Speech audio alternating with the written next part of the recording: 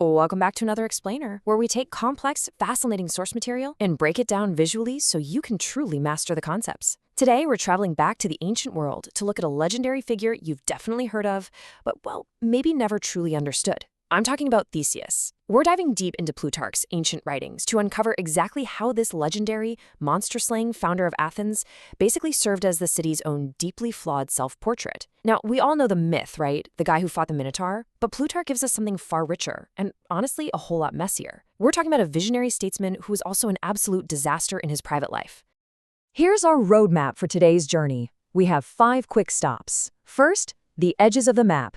Second, the dangerous road home. Third, a generous political founding. Fourth, the fall of a hero. And finally, the Athenian self-portrait.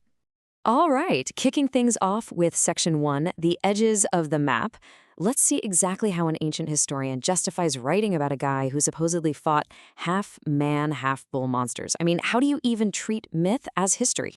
Well, Plutarch actually opens his Life of Theseus with what might be the most famous passage in his entire Parallel Lives project. He writes, "As geographers crowd into the edges of their maps parts of the world which they do not know about, beyond this there is nothing but prodigies and fictions." This brilliantly illustrates the entire methodological foundation for what he's trying to do here. He's speaking directly to his candid readers, essentially asking us for a little forgiveness, asking us to suspend our disbelief as he ventures out of the safety of recorded history and into the misty, dangerous unknown of antiquity. He knows for sure that the hard evidence is thin, but he firmly believes the truth is buried out there somewhere in the fog. So Plutarch makes this really brilliant methodological split. Think of it like this. On one hand, you have the center of the map. This is your reliable history, grounded in probable reasoning and firm factual footing. It's the safe zone. But on the other hand, way out there, you have the edges of the map, this wild realm of myth, fables, poets, and inventors. Plutarch openly admits he's stepping off that reliable center and venturing to the very edges just to find the founders of these great civilizations. He's hoping that by applying what he calls the purifying processes of reason, he can basically strip away the absolute fictions, the magic and the monsters, to uncover the historical human core of these foundational legends. And to actually pull this off, he sets up a grand pairing. Plutarch decides to match Theseus against Romulus. And it's important to realize he's not just matching up two guys with swords here. He is pitting the beautiful, far-famed city of Athens against the invincible heavyweight champion of Rome. He chose these two specific figures because it's a profound comparison of two foundational cultures that quite literally defined the ancient world. The cities themselves make the men comparable, and the character of the founders sets the DNA for the empires that would eventually follow. Moving right along to Section 2, the dangerous road home. Let's watch this turn into the epic, blood-soaked journey of a young Theseus realizing his destiny. Okay, so the story kicks off with his dad, Aegeus, the king of Athens. Aegeus leaves his pregnant lover in the city of Troezen, but before heading back to Athens, he hides his sword and a pair of sandals under a massive stone. He leaves this simple instruction. If he has a son, and if that son grows strong enough to lift the stone, he should bring those tokens to Athens. Well, Theseus grows up, he lifts the stone with total ease, and he claims his birthright. But here's the absolute defining moment of his youth. Rather than taking the safe, easy sea route from Troezen to meet his father, he deliberately chooses the deadly overland route to prove he's the real deal. He wants the glory, and he definitely wants the danger. And wow, that overland route, it's basically a gauntlet of horrors. Tracking his journey from Troezen, he encounters a whole series of notorious bandits. And he doesn't just kill them, he executes a kind of poetic justice, punishing them using their own twisted methods. Take Procrustes, for example. This was a bandit who forced travelers to lie on an iron bed. If they were too short, he stretched them until they broke. If they were too tall, he literally chopped off their limbs to make them fit. Theseus gives him a brutal taste of his own medicine. He completely clears the roads, arriving in Athens already a famous hero. But wait, it doesn't stop there. He then voluntarily goes to Crete as human tribute to face the Minotaur in the labyrinth. With the help of King Minos' daughter, Ariadne, whom, by the way, he promptly and pretty callously abandons on an island right afterward, he kills the beast. But on his victorious return home, he makes a completely catastrophic error. He forgets to change his ship's black sail of defeat to the white sail of victory.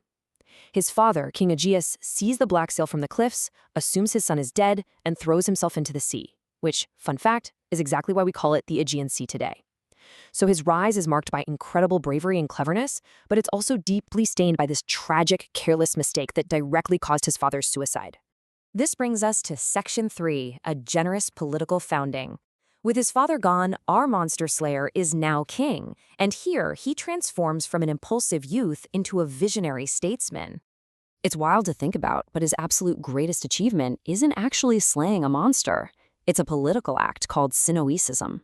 This is the gathering of scattered self-governing villages into a single, unified political unit, or polis. Before Theseus, the entire region of Attica was completely fractured into these small, independent, and honestly constantly squabbling villages.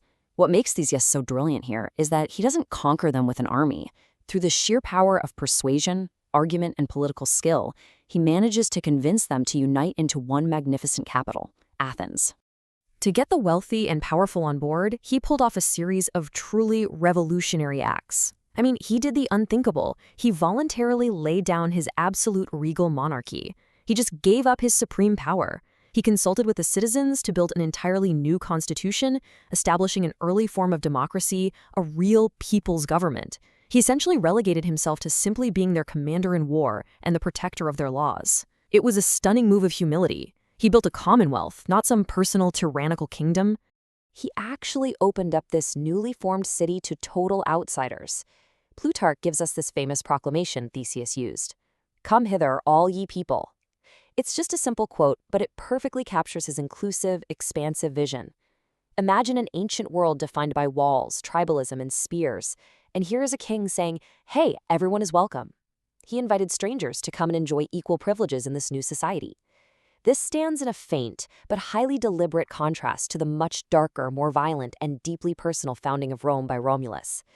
Theseus's founding was, at its core, fundamentally generous. But, well, let's look at Section 4, the fall of a hero, because as it turns out, the brilliant statesman was a complete disaster in his private life. If his political rise was glorious, his downward spiral is just pure chaos. Theseus literally couldn't sit still. He had this restlessness that drove him to constantly seek out ill-advised exploits.